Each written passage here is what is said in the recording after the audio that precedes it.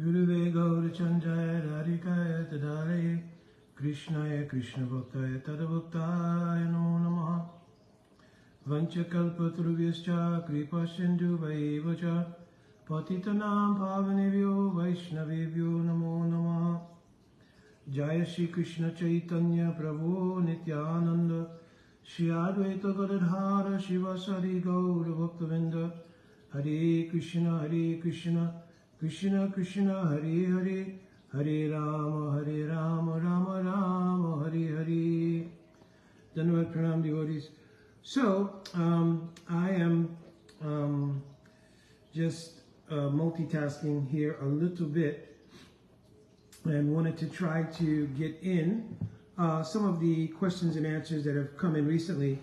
And without further ado, one Prabhuji wrote me, very nice devotee, and apparently he's been following some of the questions and answer sessions, and his question was about the nature of Ekadasi and the importance of Ekadasi.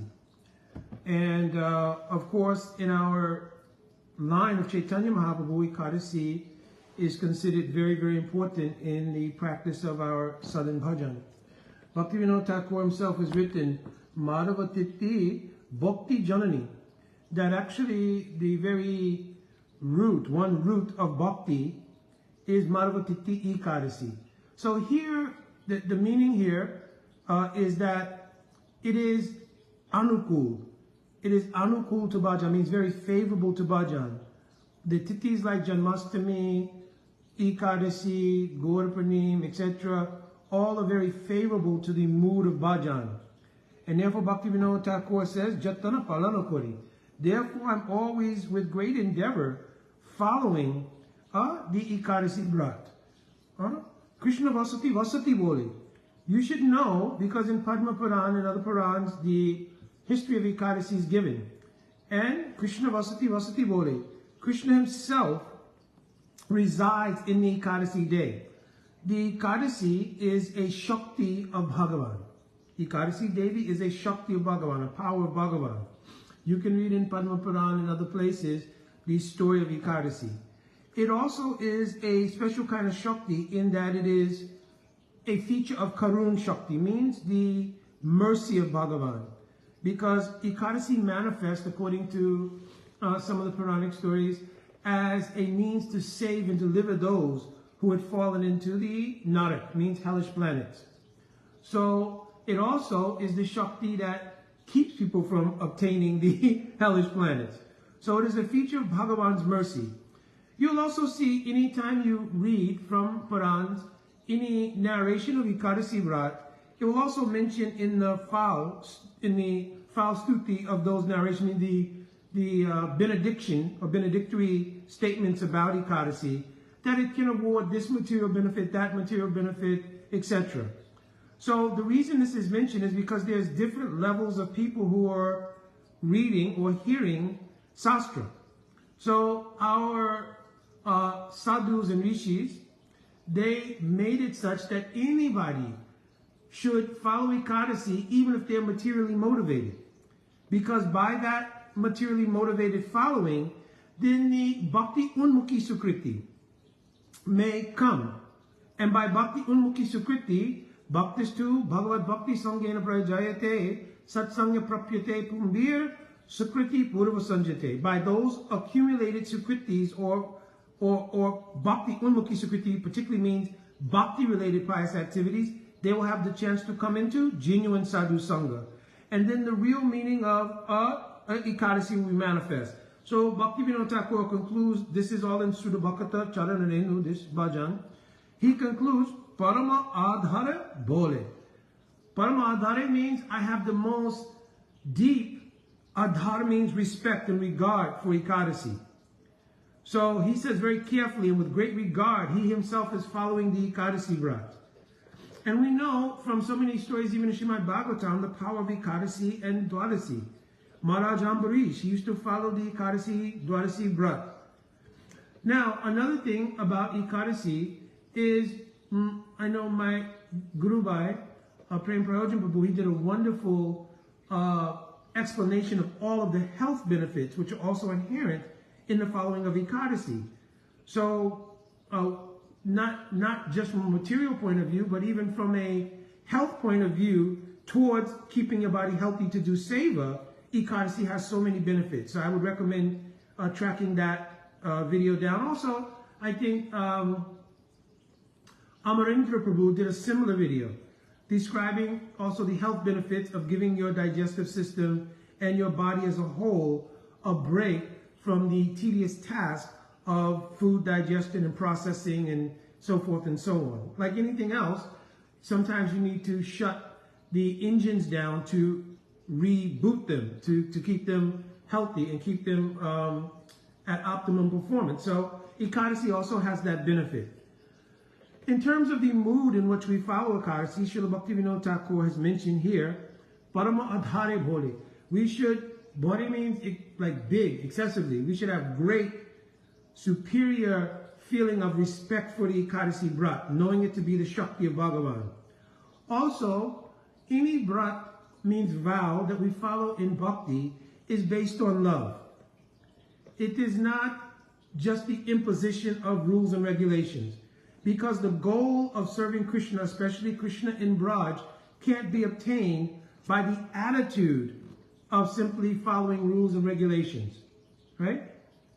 Sakale Jagate More Vaidi Bhakti Brajabhav Paiti Nai Sakti. So you cannot obtain the mood of Braj by absorption in following rules and regulations. So Mukunda, are you saying therefore that we don't need to follow rules and regulations? Not at all. Because even on the path, which the outline of what has been given to us by our acharyas is the path of Raga Nuga Bhakti. So there's no question about this. From the very nature of the deities that we worship, meaning Sri Chaitanya Mahaprabhu, Radha Krishna, right, Panchatattva, the whole mood of how we worship Jagannath and the Rath Yatra, all these things are steeped in the mood of Braj. And the mood of Braj or Vrindavan is the mood of Rag Bhakti. You understand? In pursuance of coming to the proper adhikar to follow that Rag Bhakti, the path is called Rag Pravritti, Raganuga Pravritti, the progressive path of qualification to pick up the standard of following Rag Marg. But the path itself, because it is geared around the worship of Sri Radha and Krishna in Braj, this is the path of Rag. So, in that mood of Raganuga Bhakti, and I'm speaking first about rules and regulations. Even on the path of Raganuga Bhakti, Shravanam Kirtanandini, Vaidi Bhakti Sudanti tu. It is not that we don't follow vidhis or rules and regulations. Shruti Smriti Puranadi Pantrata Vidim Vida Akantaki Hari Bhakti Utpatyaya Vivakapate. If you don't follow anything, I don't care if you're practicing Raganuga Bhakti, Vaidi Bhakti to go to Vaikuntha, whatever you're doing, you have to follow some rules and regulations. Other than that, it will become, Utpat means a disturbance.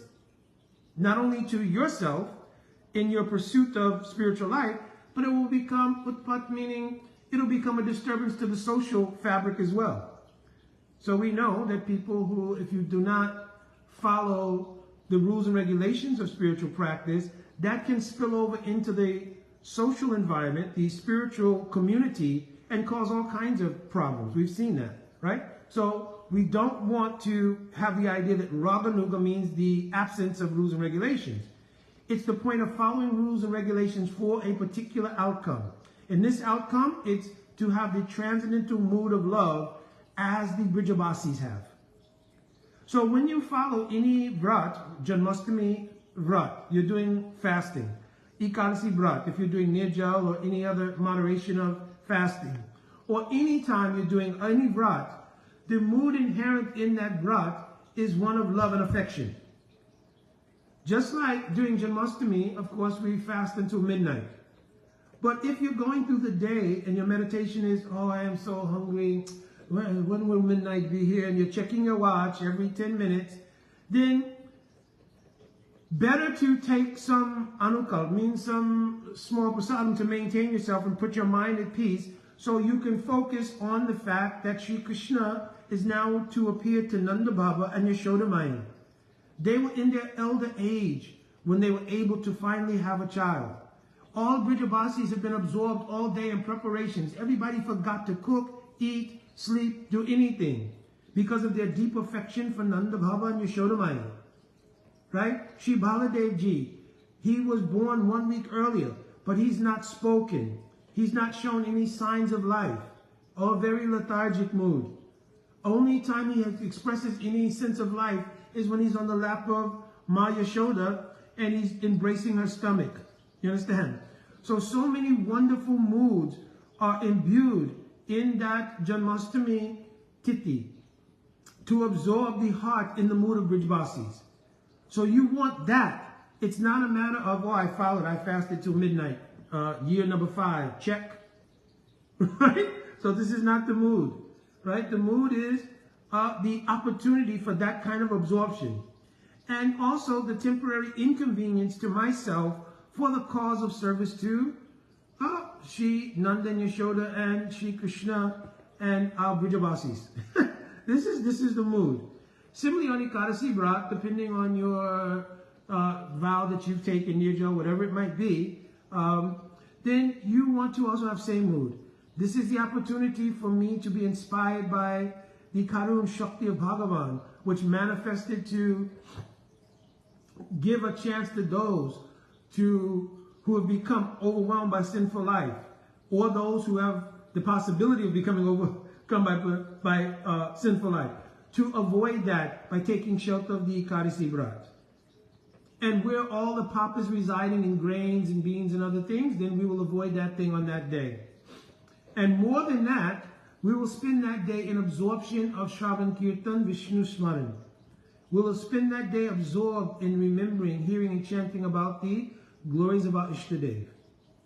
And the glory also of Vaishnavas, those things which are Tadiya with our Ishtadev, means connected to our Ishtadev. Understand? So that is the importance of Ekadasi Vrat, especially for those who are following in this line of Sri Chaitanya Mahaprabhu. Maybe I'll conclude with this because, like I said, I am multitasking.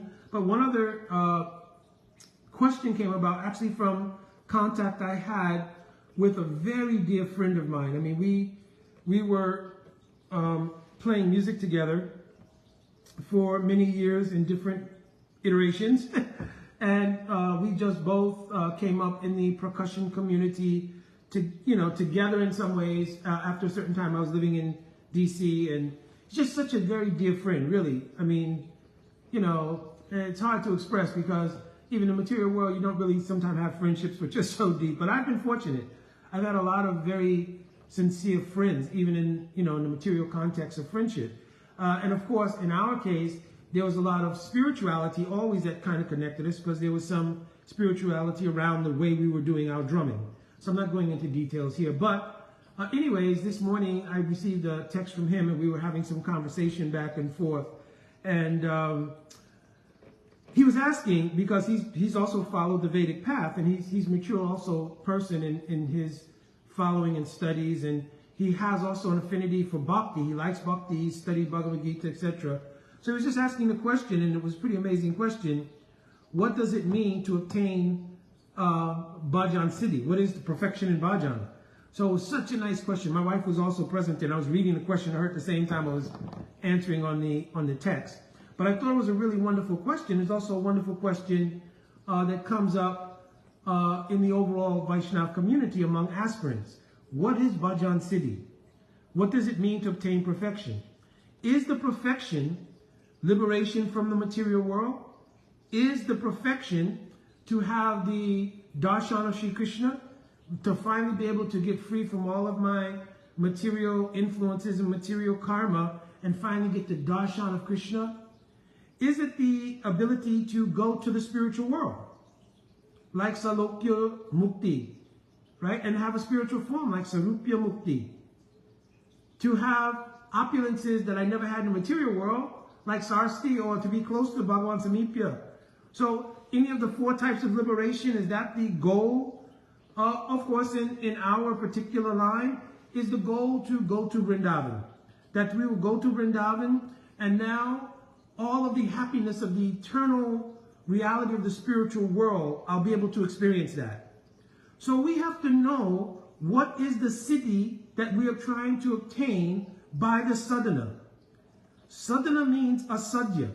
One of the very first things that my Guru Parapadma Nittalila Pravishtam Vishnupada Paramahamsa Astotara Satta Sisimad Srila Bhakti Vedanta Narayan Goswami Maharaj, and also my Shiksha Gurus Nittalila Pravishtam Vishnupada Paramahamsa Astotara Satta Sisimad Srila Bhakti Vedanta Swami Maharaj, Jagat Guru Srila Prabhupada, and also Nittalila Pravishta Pad Paramahamsa Astotara Satta Sisimad Srila Charakeshu Srila Bhakti Pragan Keshu Goswami Maharaj, because in his biography, Srila Gurudev has written many of his teachings, and there also, as well as all of our acharyas, and even all of our contemporary acharyas who have shown so much mercy to me. I'm also in that prayer, including all of them, even all of my Guru Bhai and Guru Ven, my God brothers and God sisters, who've also helped me so much in so many ways, all included in that prayer. But one of the first things my Guru Parapadma spoke when coming to the West was the need to understand sadhana and sadhya. What is the means and what is the goal? A sadhana that does not have a sadhya is not really sadhana. In other words, if you don't establish a goal, then your practice is not really a practice because it doesn't have a conclusion. Even in the mundane world, if you see people practicing over and over again a particular athletic event, then that practice has the goal of becoming accomplished in that particular sporting event. If you see people practicing a certain art of any kind of discipline, well, the end goal is that their proficiency and accomplishment in that particular art or goal will be accomplished. So every kind of practice, even mundane practices, have a goal. So in spiritual life, every spiritual sadhana has a goal. All spiritual practices don't lead to the same goal, however. So then we have to have vivek, means discrimination, to see what particular practice leads to what goal. Now, if you've come by great fortune, by previous sanskars, into the path of bhakti, in particularly into the line of Chaitanya Mahaprabhu, there is a sadhya in the teachings of Mahaprabhu. What is that sadhya? It's expressed by Srila Vishwanath Chakravarti Thakurpad. He's expressed, Arajo Bhagavan Rajishetanayas Tad Dhamma Vrindavana Ramyaskaschit Upasana Vrajavadu Varagena. Right? That our ultimate sadhya is to obtain the upasana. Upasana here really means love, not just worship, but love of Krishna, who's the son of Rajendra Nandan, Rajisha Tanai, right? To obtain the service of Sri Krishna in Vrindavan. How? Ramyaskaschit Upasana. In the upasana, in the mood of love, which was held by the gopis, and among the gopis, especially by Srimati Radhika. So the special feature of our goal is to have the loving Anukul Seva to Krishna in the mood held by gopis, especially the highest gopi, Srimati Radhika. Because we can't have Radhika's mood, then we can aspire to the service of that mood. That is called Paryadasi Bhava Manjari Bhava. So Manjari Bhava is not really some esoteric, mystical thing. It means the mood of having service to Radhika in her service to Sri Krishna. This is the meaning. There are many deep nuances for sure, but it's not something that is some foreign mystical concept or something. This is the sadhya, the goal of the practice of bhakti in the line of Chaitanya Mahaprabhu. Certainly, other rasas also there. Sakya rasa, Vatsalya rasa, it's not that they're not there. But also Sakya ras, Vatsalya ras, it is also ultimately Radha Dasyam, because everything is a participant in the ultimate relationship between Radha and Krishna. So in that way, it's Radha Dasyam. It is directly Radha Dasyam when there is no mood except the mood of service to Srimati Radhika. This is called Tat Tat Bhava Ichamai. That the Icha, the desire to have Tat Tat Bhav, means to have the mood of service to Radhika's mood. Right? This is the sadhya, primary sadhya in the line of Sri Chaitanya Mahaprabhu. Understand? So that is our sadhya. So our practice has that goal. And the reason this is extremely important and helpful is because knowing the goal, you can ascertain your progress on the path. If you know you're going to California and you have reached Arizona, you have a measurement that I was in Florida, I'm probably 3/4 of the way there because I'm in Arizona. So the idea of having a sadhya or goal is both important in realization of my progress in the path.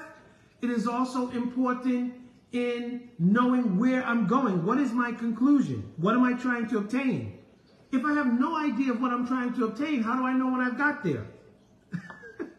You understand?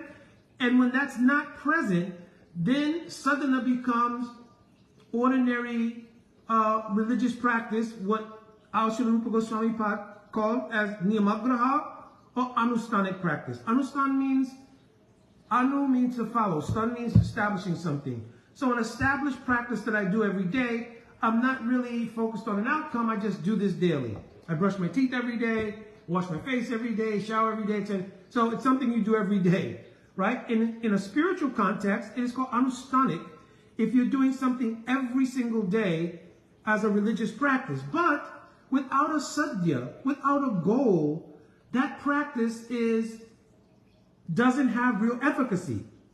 It will provide sukriti. This question also came up. If you don't know the goal and you're chanting Harinam, you're going to Mangalarati, you are doing Vaishnava Seva, all of this is high-class Bhakti Unmukhi Sukriti. At some point from that Bhakti Unmukhi Sukriti, true anugatya to a sadhu will arise in the heart. Your shraddha will mature to the stage of sadhu sangha. Samyak rupe anugamana means to completely, with heart, body, mind, everything, take up the path of following the sadhu by body, mind, words, mood, everything. At that time, the sadhu has the ability to transmit bhajan. Bhajan means the sadhan and the mood. It is an external and an internal practice. Right? When the verse of pure bhakti has been analyzed by Srila Rupa Goswami Pad and our acharyas, he mentioned Anukulyena Krishna Anusilanam. Of course, the whole verse, Anya Abhilasita Sunyam Jnana Karmani Anavritam. Then Anukulyena Krishna Anusilanam. So this word silanam is sil dhatu, means the verbal root here means endeavors. Right? Endeavors here means two kinds of endeavors. Chestarup and Karyarup. Right?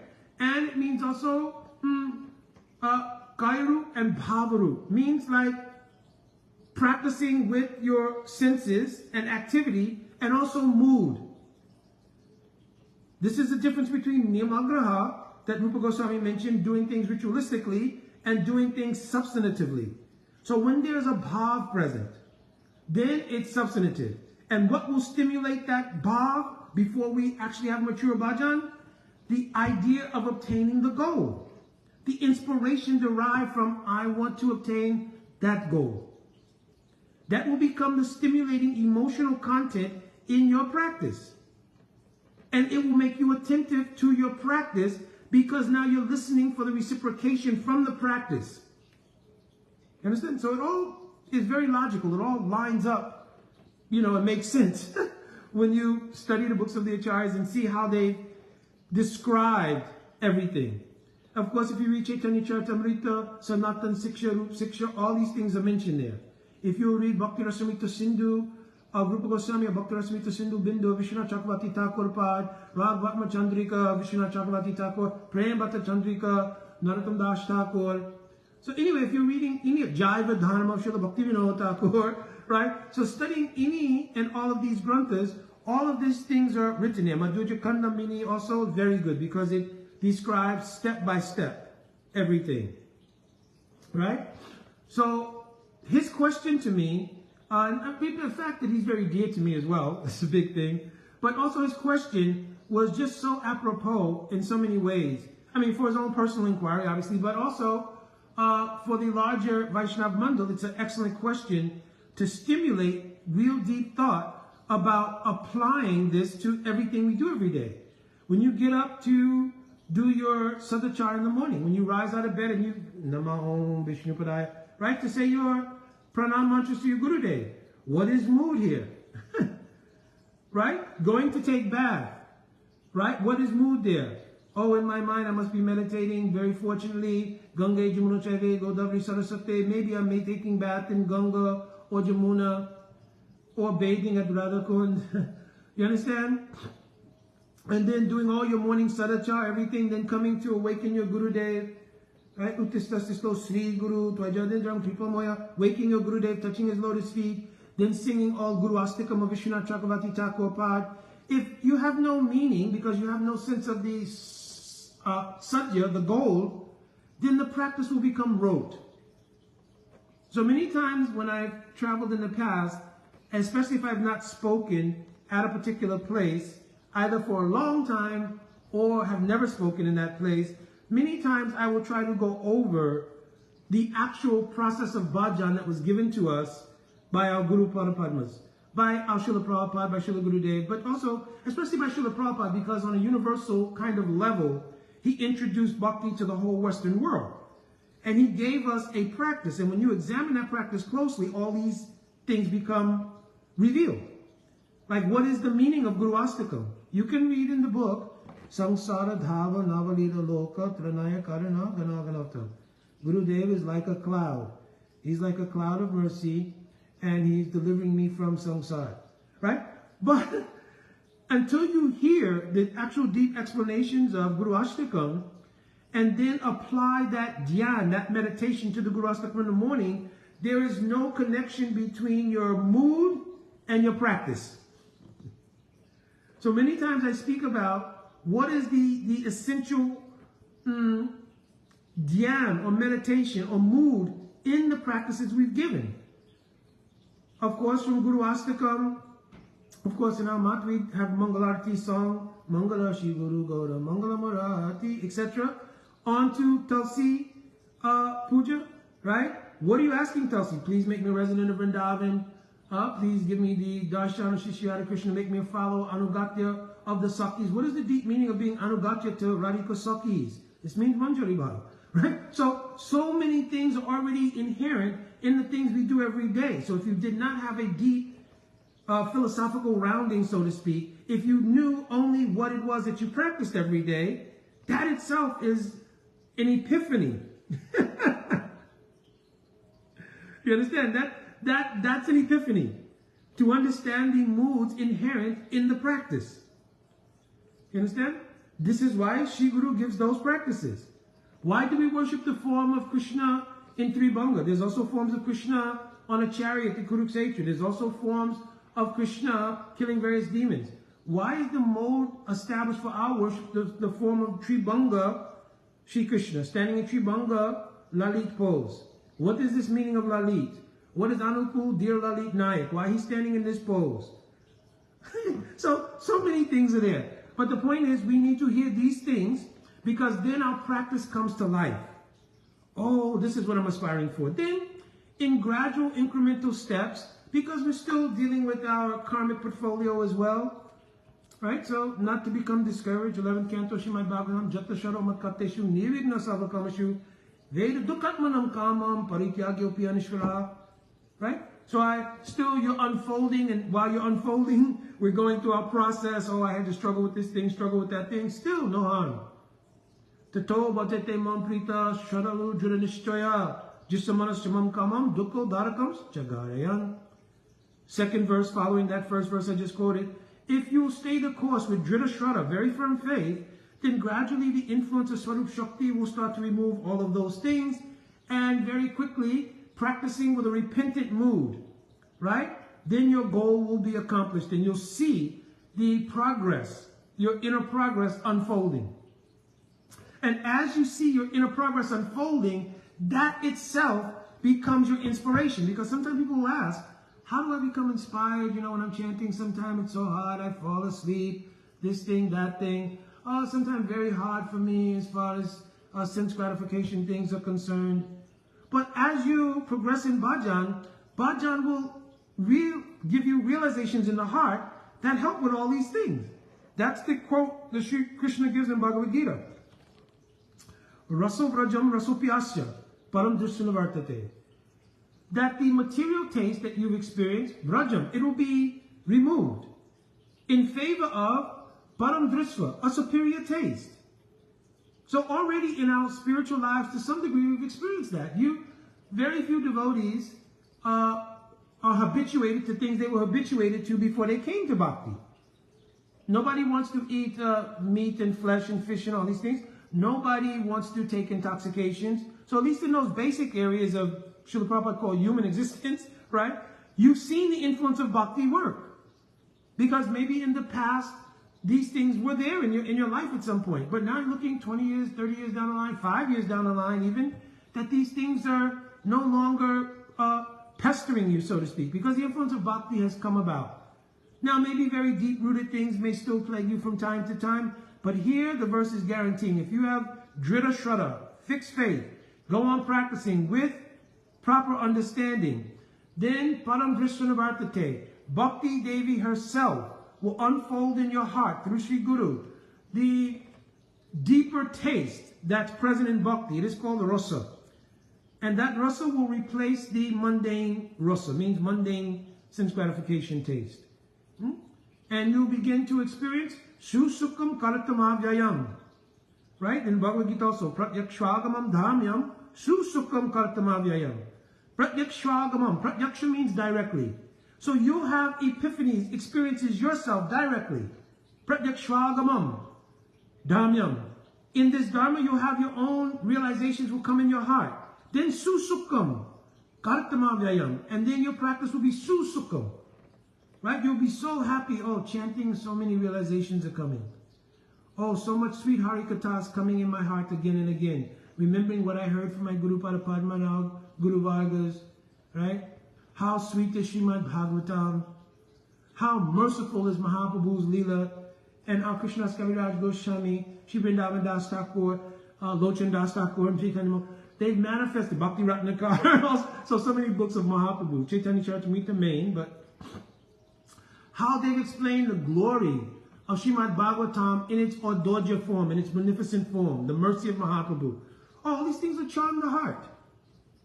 And any little struggles you're having, those things will go by the wayside. Like this. Right. So, I didn't mean to go as far as I did go. Oh, Haribol, Sadan Siddha Prabhu, Dandavats and Dandavats to Arjun Prabhu and other devotees I saw on. Parvati Didi, so many I saw devotees on, but I can't see now all over there. But my Dandavat Pranam and may Guru Vargas give blessings to all. So I'm going to conclude here, but I was really inspired because this is a very dear friend of mine, and we have a very, good history in the music that we perform together, and so forth, so on, and other things regarding, a lot of just things in friendship. So I really was very appreciative of him, and I look forward to seeing him. I'm expected to travel later on in the year, and I'm expected to go there, so I'm looking very much forward to seeing him. So, all right, my Dandavat Pranam. Vancha kalpatarubhyascha kripashindavevacha patitanam pavanebhyo vaishnavebhyo namo namaha. Jai Radhe Radhe.